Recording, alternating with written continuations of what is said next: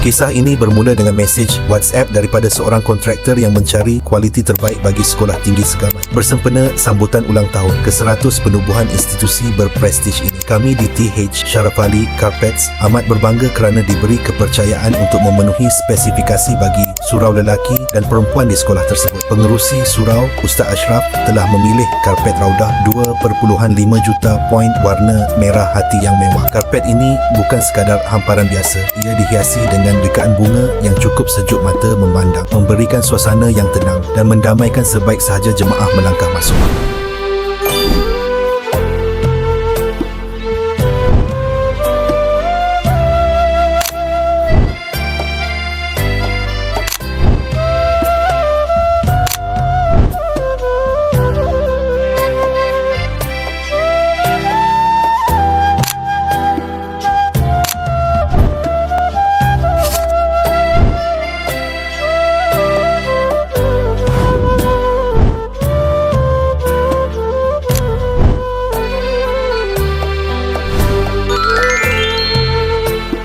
Dengan ketebalan 18mm, setiap langkah dan sujud jemaah akan terasa sangat empuk. Tekstur benangnya yang padat menonjolkan corak yang jelas dan bersinar, menjadikan ruang surau lelaki dan perempuan kelihatan sangat eksklusif, luas dan mempersonakan. Keriangan jelas terpancar di wajah para guru dan murid-murid dengan keselesaan baharu ini. Ustaz Ashraf turut memberikan ulasan positif atas kualiti perkhidmatan kami yang profesional.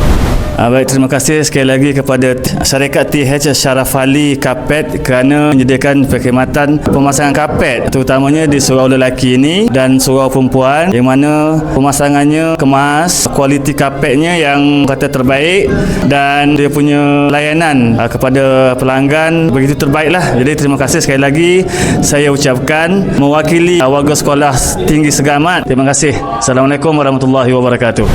Sebagai tanda ukhuwah, pihak kontraktor turut menghadiahkan karpet dan sejadah imam khas buat surau tersebut.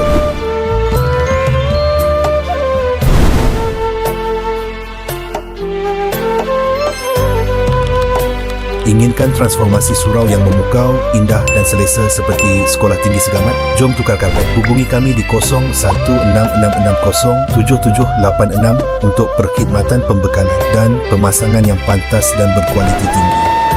Karpet Masjid THS diperbuat dari kualiti yang terbaik.